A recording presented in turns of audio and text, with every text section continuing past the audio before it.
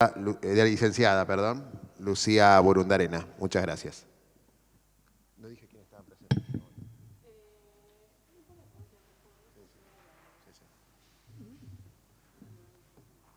Hola, buenas tardes a todos y todas. Bueno, primero que nada agradecerles muchísimo por esta invitación.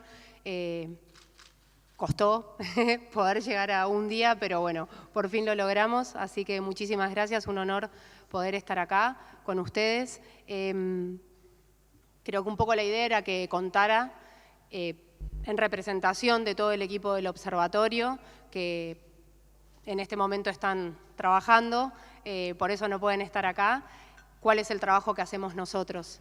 Hace un ratito comentaba que el área de discapacidad funciona en la justicia de la ciudad desde el año 2006.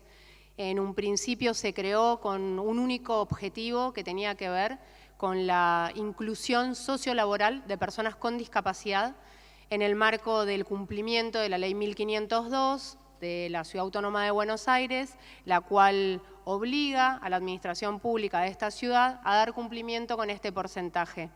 En la justicia de la ciudad se procedió a este cumplimiento en forma paulatina, continuamos intentando alcanzar este piso que establece la Ley 1502, aún no lo hemos alcanzado, estamos muy cerca de poder llegar, y digo piso porque es el término que siempre les recuerdo a los funcionarios y funcionarias y magistrados y magistradas de la justicia de la ciudad, porque eso es lo que es.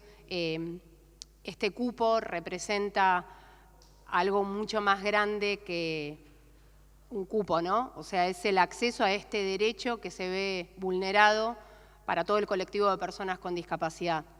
Este trabajo que lo seguimos realizando en forma cotidiana nos lleva una misión que nos compete a todas las personas que trabajamos en el observatorio, porque no es simplemente dar cumplimiento a este cupo, sino cambiar la cultura organizacional de la justicia. ¿De qué manera? Concientizando a todas las referentes de las diferentes áreas la importancia que tiene el poder sumar a personas que acreditan discapacidad a sus equipos de trabajo, teniendo presente que a través de ajustes, en caso que las personas los requieran, que los brindamos desde el observatorio, las personas pueden ser incluidas plenamente en puestos de trabajo. Al día de hoy estamos casi en el 4.7% del cumplimiento de, como les dije, este piso. Además de ello, desde el año 2006 fuimos incorporando nuevas tareas al área de discapacidad, brindamos capacitaciones, concientizaciones, trabajamos con otras áreas internas, siempre en forma transversal, porque todo lo que tiene que ver con los seguimientos de los trabajadores y trabajadoras con discapacidad en los diferentes puestos de trabajo, lo hacemos con recursos existentes en otras áreas del Consejo y de la Justicia, por ejemplo, el área de informática, el área contable, el área de infraestructura, cuando hay que hacer adaptaciones. Tenemos intervención en todo lo que tiene que ver con la accesibilidad de los diferentes espacios de trabajo. Con el tiempo fuimos logrando hacer este cambio de mirada dentro de nuestro organismo, que nos dieran esta intervención en forma temprana y no después de, por ejemplo, tener nuevos áreas de trabajo en algún edificio. Nos pasaba que quizás habrían nuevos juzgados, empezaban a operar en un edificio nuevo y una vez que se presentaba alguna barrera, éramos contactados. Con el tiempo y con el crecimiento y la perspectiva de discapacidad que se pudo ir incorporando en la justicia, empezamos a recibir llamadas con anterioridad y poder establecer así la accesibilidad como una materia primordial para el acceso a los puestos de trabajo y, por supuesto, el acceso a la justicia. Diseñamos políticas públicas, programas de pasantías rentadas que tienen vigencia desde hace ya algunos años, en donde damos prioridad a que personas con discapacidad intelectual ocupen estos puestos de trabajo en formatos de entrenamientos laborales. Algunos de ellos han quedado trabajando en la órbita de la justicia de la ciudad. Y desde octubre del año pasado, hace un año, Nos jerarquizamos el área de discapacidad como observatorio de la discapacidad. ¿Qué significa esto? Asumimos nuevas funciones, una muy importante y necesaria, que es la intervención en el expediente judicial. A través de la intervención en el expediente judicial hay un área específica en el observatorio, coordinada por un abogado, el doctor Agustín Ferreira, que además es una persona con discapacidad, que coordina esta intervención en los expedientes a requerimiento de los jueces y las juezas. Cada vez que en un expediente de cualquiera de los dos fueros que se tramitan en la justicia de la ciudad hay presencia de la vulneración de algún derecho de personas con discapacidad, los jueces y juezas pueden requerir nuestra intervención a modo de asesoramiento técnico, a modo de la realización de algún ajuste de procedimiento, alguien del equipo interdisciplinario del observatorio, hay trabajadoras sociales, terapistas ocupacionales, psicólogos, psicólogas, fonoaudiólogas, intervengan para que cese esta vulneración de aquella persona con discapacidad que está involucrada en el expediente. Además de eso, se nos asignaron también más funciones en lo que es materia capacitación, que fortalece a la justicia para que tengan más conocimiento acerca de esta importancia de poner esta perspectiva de discapacidad en los expedientes y en todo el trabajo que hacemos como justicia en lo que refiere a achicar esta brecha de acceso que tienen las personas, esta brecha tan grande que tienen las personas con discapacidad para el acceso a la justicia. Creo que dije todo.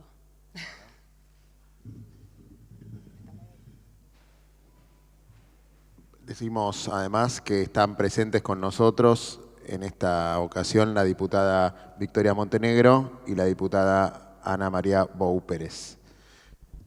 ¿Hay alguna pregunta? Sí, yo tenía para Lucía, ¿no? Para Lucía algunas preguntas y te quería consultar cuántas personas conforman el observatorio.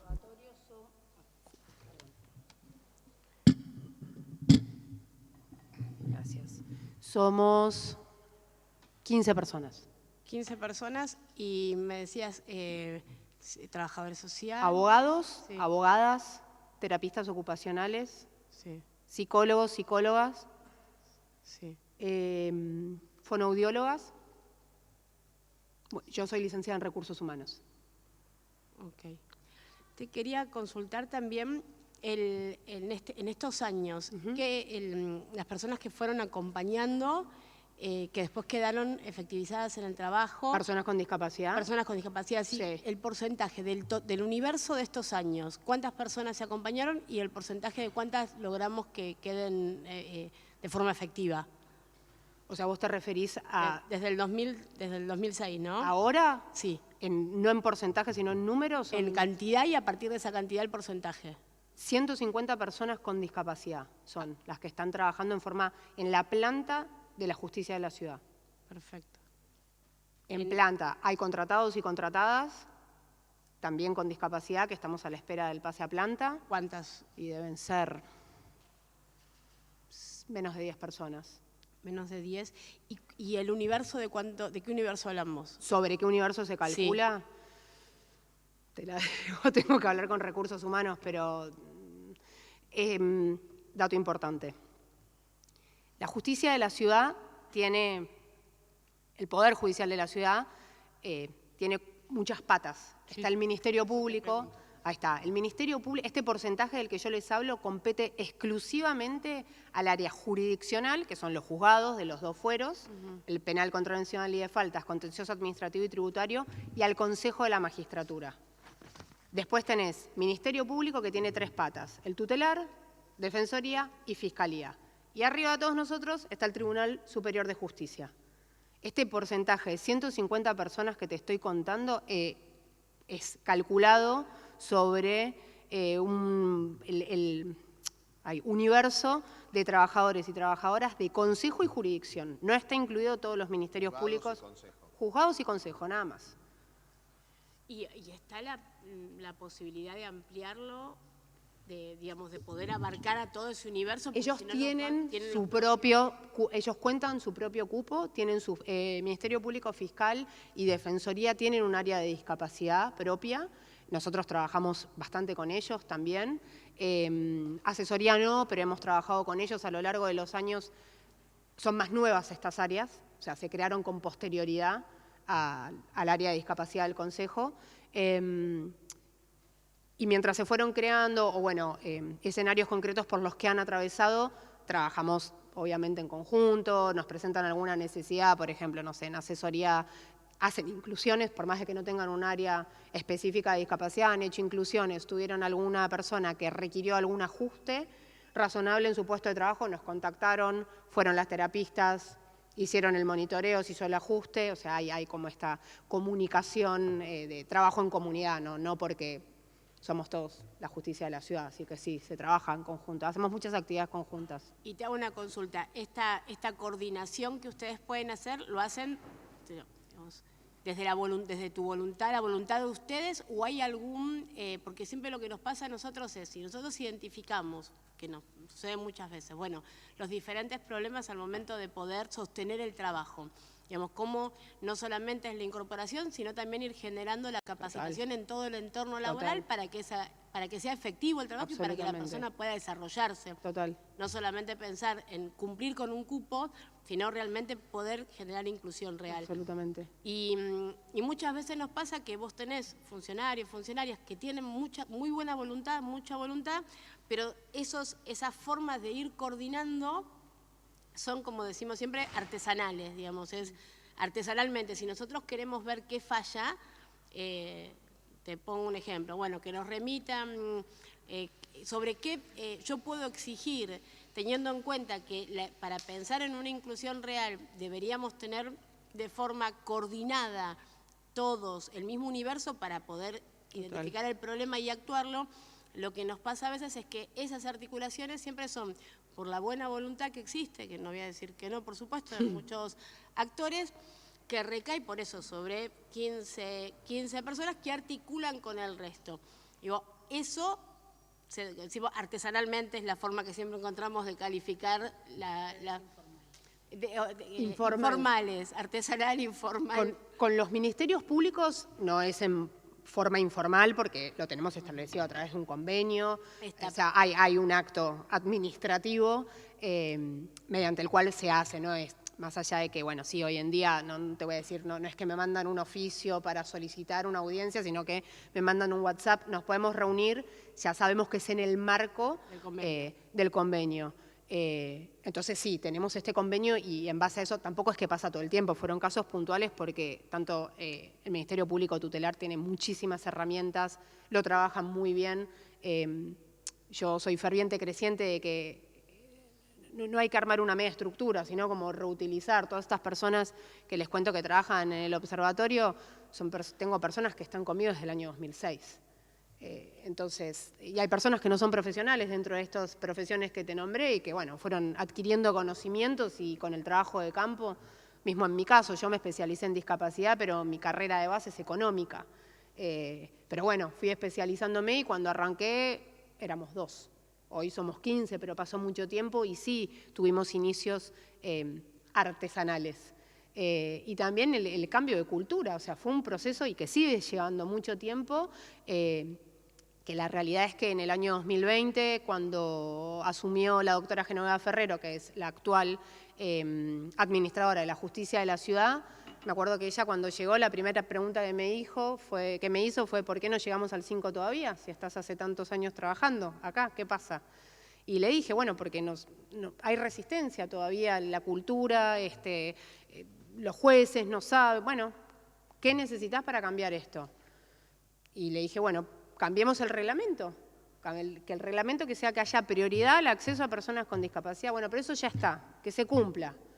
Bueno, y se empezó a cumplir con mucha más fuerza y el porcentaje, bueno, no traje los gráficos, pero si vos lo ves, entre el 2020 y el 22 estábamos por abajo del 3 y ahora estamos llegando al 5.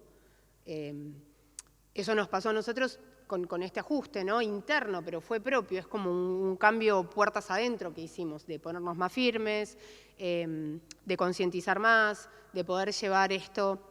Nos ha pasado que tenemos jueces que tenían propuesta a una persona para ocupar determinado cargo y con este cambio que estipuló la doctora Ferrero, que sí o sí pasan siempre por el Observatorio de Discapacidad cualquier propuesta de designación. Entonces, sí o sí la prioridad la va a tener una persona con discapacidad.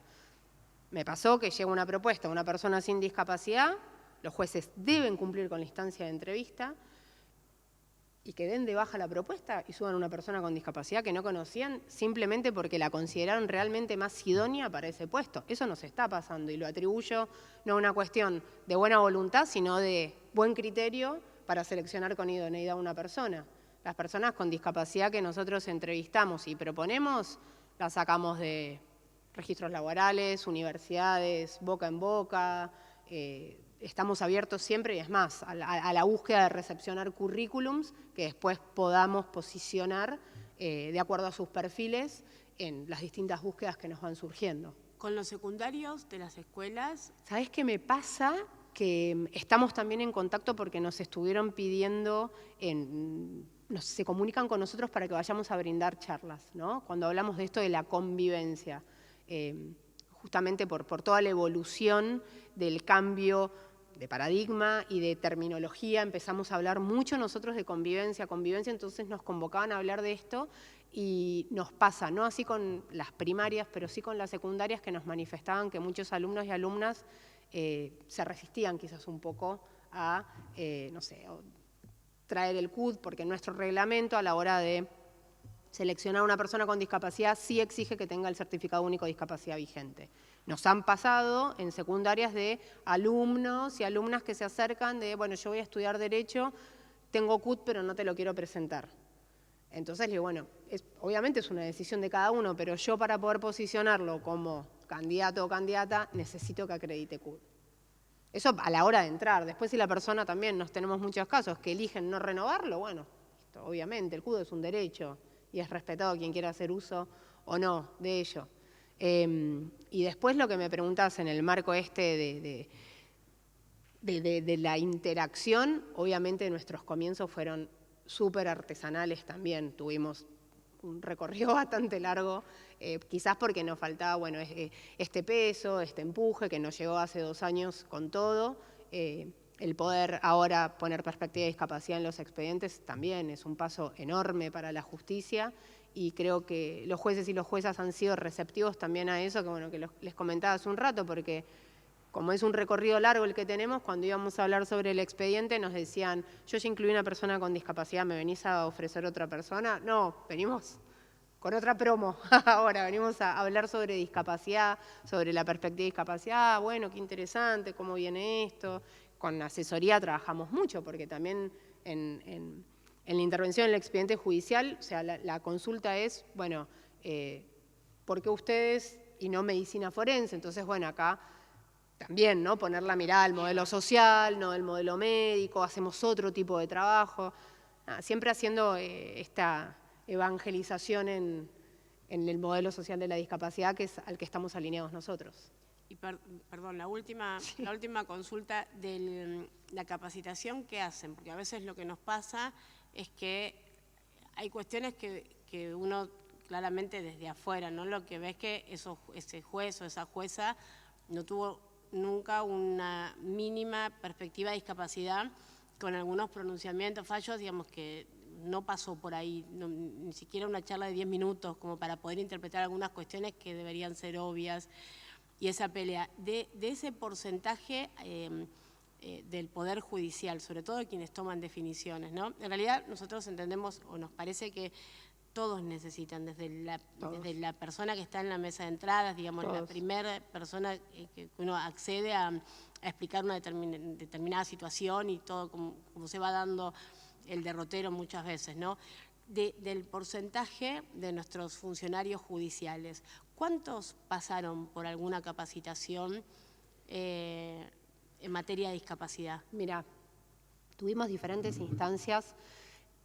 Nos ayudó mucho las inclusiones. ¿Por qué? Porque cuando una persona con discapacidad queda seleccionada para desempeñarse en un juzgado, nosotros lo que ofrecemos, casi obligados, ofrecemos pero no dejamos que nos digan que no, es una charla de sensibilización al equipo de trabajo. En los juzgados, por sus horarios, por el volumen de trabajo, siempre es bueno, pero no se puede, tenemos una audiencia, no, ahora después, bueno, nos acomodamos, como cuando te quieren vender un producto que no podés irte, bueno, como te llaman los de Movistar, hacemos lo mismo. Bueno, vamos un sábado a la mañana a tu casa si querés, pero vamos ahí, brindamos esta charla, que la charla consiste en ingresa una persona con discapacidad, la discapacidad que tenga, trabajar previo a su ingreso, ella ya fue seleccionada la persona, nos reunimos y le decimos, bueno, ¿qué querés vos que le digamos al resto del equipo qué tiene que tener en cuenta? ¿Algo? ¿Nada? La persona dice, o sea, el documento en realidad, obviamente, porque trabajamos con la planificación centrada en la persona, es la que determina qué información quiere brindar. Si quiere estar o no presente en esa charla.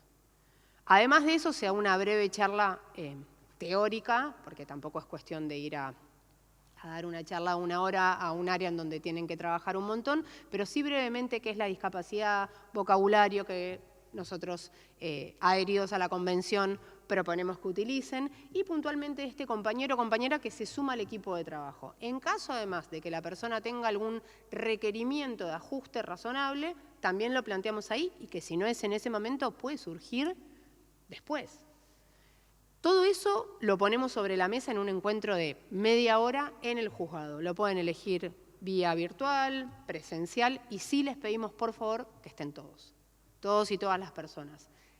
Eso sí notamos que después de implementar esto, que no lo hacemos desde el año 2006, lo fuimos incorporando después, estas como capacitaciones in situ, porque por más de que sean compactas, quedan, sí notamos que baja muchísimo la resistencia en el área. ¿Por qué? Porque entienden que es una persona que viene que puede requerir o no algún ajuste, que puede surgir o no. En base a esas concientizaciones también pudimos detectar que en los juzgados empiezan a referirse a persona con discapacidad y no otros términos que ya no se utilizan. Eso a modo de capacitaciones quizás más instaladas en forma estandarizada a la hora de las incorporaciones. Después hacemos otro tipo de capacitaciones. Bueno, hace poco hicimos con ADAJUS. ADAJUS sacó un protocolo antes de que se dijera protocolo, pero con la pandemia el protocolo se popularizó ese término, de buenas prácticas en acceso a la justicia para personas con discapacidad intelectual. Es un trabajo extraordinario de ADAJUS que junto con el equipo de ADAJUS que hicimos una capacitación, no me acuerdo ahora el nombre de la plataforma, pero está toda cargada en la plataforma y se brindó a todos los trabajadores de la justicia, a los que ellos podían acceder, era muy direccionada, pero la verdad que tuvimos un público, te la autoadministrabas, eran videos cargados, prácticos, casos, análisis. Entonces, esa capacitación es una reciente que se hizo durante la pandemia. Después, en diferentes temáticas, hubo muchas capacitaciones en lengua de señas. Sí. Después hemos traído profesionales referentes, estoy pensando el año pasado, Alexia Ratazzi, para capacitar en condición de espectro autista, bueno, y así fuimos convocando y la mayoría no son obligatorias, porque pasa por otra instancia administrativa, pero sí lo ponemos sobre la mesa en forma constante. Sí. Ahora estamos sacando una encuesta para ver qué tanto saben las personas, los trabajadores de la justicia acerca de discapacidad en general. Es más, no es una encuesta, es más como una trivia, entonces no queremos medir, sino brindar información. Sí. Sí. Bueno, gracias por estar acá. No, por la favor. verdad que es súper interesante escucharlos porque si bien todavía hay mucho trabajo, es muy placentero escuchar cuando uno ve que en algunos núcleos se avanza, despacio pero se avanza. Y tomando un poco lo que decía la diputada Montenegro con respecto a todas las relaciones informales y que existen muchísimo en nuestro sistema por muchos motivos, no solamente a veces por déficit de personal, sino porque hay una costumbre, hay una gran costumbre de relacionarnos con el que conocemos y es más rápido. Creo que la verdad el sistema tiene que empezar a romper esos vínculos informales y formalizar, porque es mucho más ágil en todos los sentidos, ¿no? Para poder llegar a un objetivo. Pero haber creado la estructura, me parece que esto también es un paso muy importante para poder empezar a romper con esas redes informales y empezar a fijar cuál es el camino para que sea mucho más accesible y más cercano para cualquiera, y no solamente para los que consiguen el camino por afuera. Sí. Así que muchas gracias por el trabajo. Gracias a ustedes.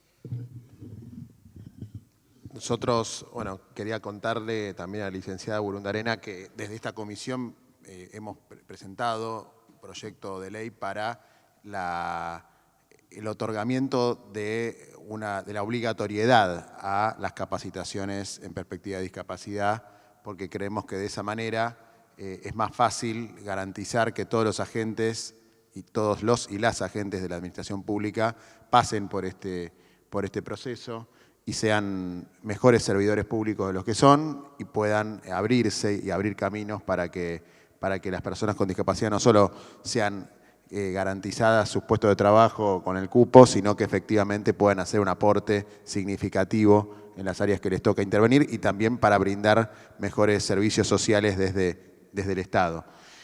En ese sentido, quería preguntarle a la licenciada Burundarena cuántas capacitaciones, cuántos pedidos de capacitaciones ha tenido de parte de los jueces y juezas que intervienen en los dos fueros que componen el Poder Judicial de la Ciudad de Buenos Aires. Si tiene el número, o bueno, un estimativo, si es algo recurrente la solicitud de capacitación por parte de los jueces y juezas de la ciudad. Hemos tenido, a lo largo del tiempo, sí hemos tenido pedidos de capacitación, que es muy gratificante. Nosotros, quiero decirlo para no atribuirnos funciones que no tenemos un área específica de capacitación, que es el Centro de Formación Judicial, que depende del Tribunal Superior de Justicia, que son quienes generan, coordinan, implementan todas las capacitaciones a las que accedemos los trabajadores y trabajadoras de la justicia. Entonces, estas charlas de concientización que yo les contaba sí están dentro de nuestras funciones y que las ayornamos como capacitaciones. Después, todo lo que son capacitaciones formales que nos han pedido y se han brindado en base a esas solicitudes y a lo largo de los años, sí.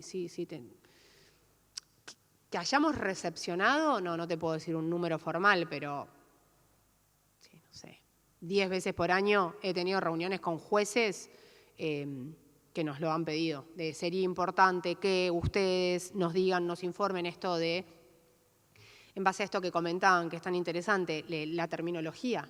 Hay mucho requisito de los jueces de, bueno, ¿qué vocabulario utilizo? No quiero referirme mal al colectivo de personas con discapacidad. Así que sí. O sea, pienso en reuniones, en comunicaciones, sí nos han pedido.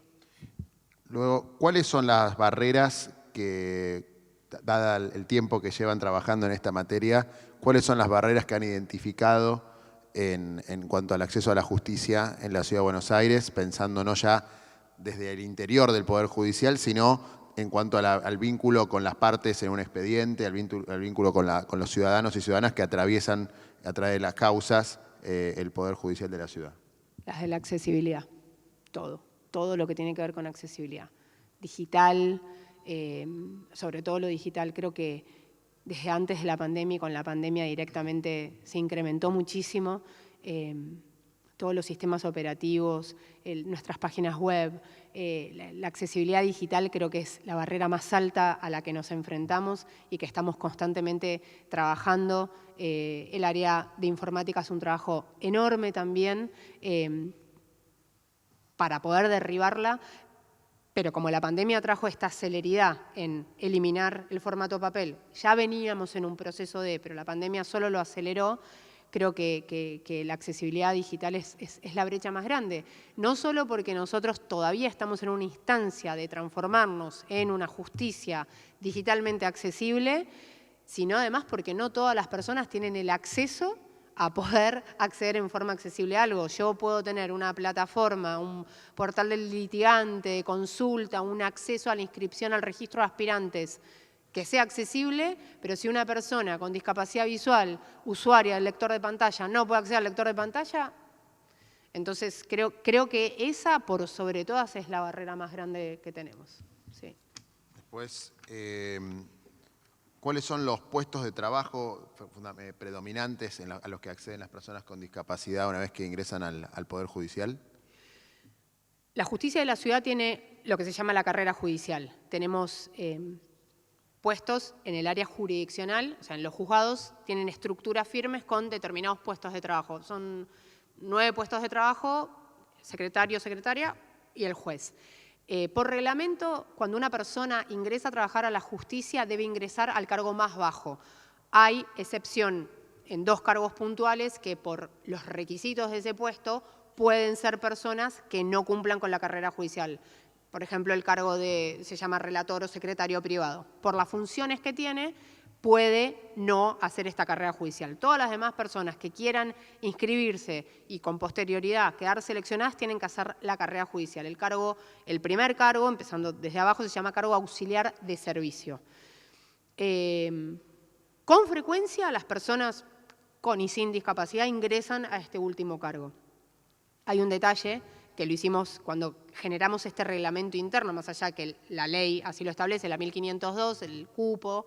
Nosotros nos autoobligamos a través de una reglamentación que data del año 2010, que es esta que reforzó la doctora Ferrero cuando llegó y que se da cumplimiento a rajatabla desde hace 2 años, que lo que dice esta reglamentación es que si el juez o jueza así lo requiriera, la persona con discapacidad, exclusivamente la persona con discapacidad, puede saltearse esta carrera judicial. ¿Por qué? Porque tiene un perfil idóneo para desempeñarse en un cargo que no implica estos que les comenté, por ejemplo, el de secretario privado. Hay otro cargo, por ejemplo, que se llama escribiente, que vendría a ser como el tercer cargo de la carrera judicial.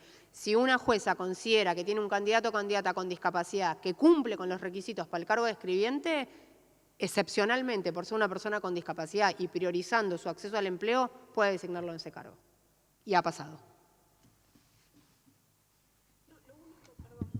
Pregunto así. Te quería consultar si esta modificación del Centro Técnico de la Discapacidad lo que le da es la estructura a lo que ustedes ya vienen trabajando. Una modificación en el nombre. Lo que ya viene. Exactamente. Porque ya estaba, o sea, no se sumó gente, no se cambió la estructura, no nos mudamos, nada, no cambió nada. Y la posibilidad de intervenir en el expediente, digamos. Sí, esa fue, entre otras, o sea, se nos agregaron algunas otras funciones con esta jerarquización como observatorio, elaborar estadísticas, boletines, que también venimos trabajando en eso, pero bueno, la fuerte y grande es esta intervención en el expediente judicial.